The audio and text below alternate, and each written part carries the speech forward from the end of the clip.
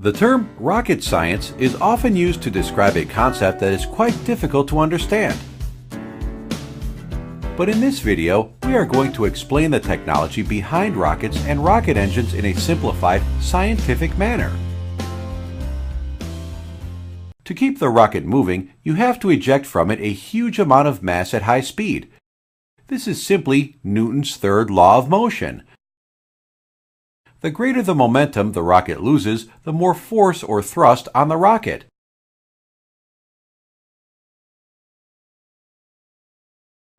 To eject the high-speed mass from the rocket, a liquid fuel oxidizer mixture is burnt in the rocket combustion chamber.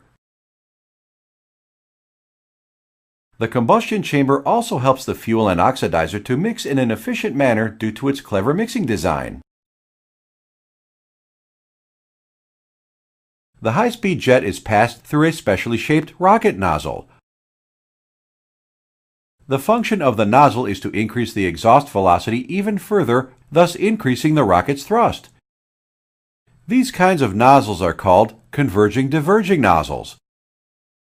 The subsonic flow is converted to a supersonic flow with the help of such a nozzle. The liquid fuel, before entering the combustion chamber, travels entirely around the nozzle body.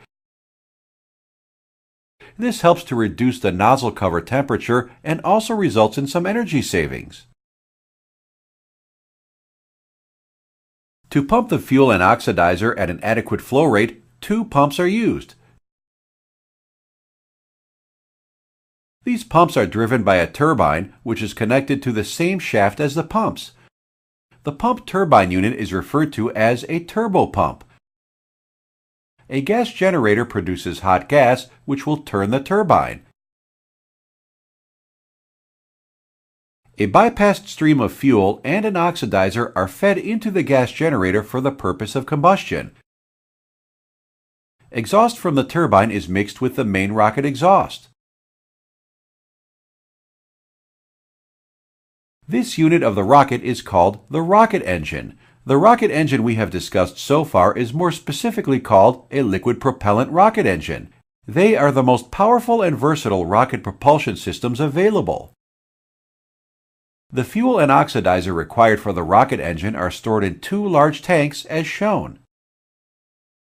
During liftoff, the thrust produced by the main engine may not be sufficient, so usually a few solid propellant strap boosters are used to assist the liftoff. You can see more details about solid propellant rockets here. The rocket starts with 0 speed at the ground, but it should accelerate to a final speed of around 28,000 kilometers per hour to successfully achieve orbit. The solid propellant strap boosters are burned off very rapidly. So to reduce the weight of the rocket, they are abandoned after the burn-off. This process is known as rocket staging.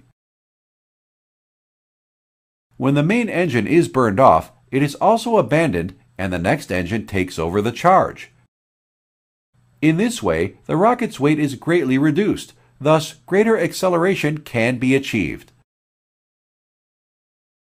Finally, after a few stages of operation, the payload is put into the desired orbit.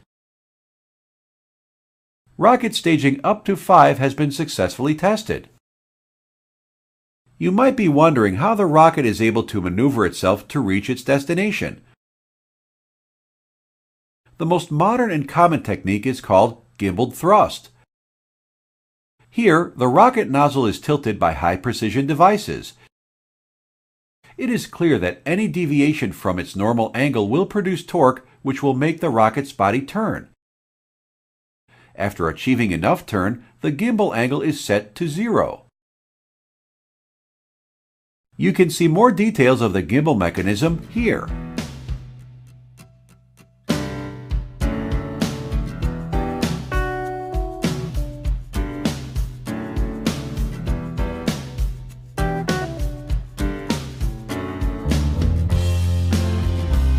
We hope you got a nice introduction on the working of rockets and rocket engines.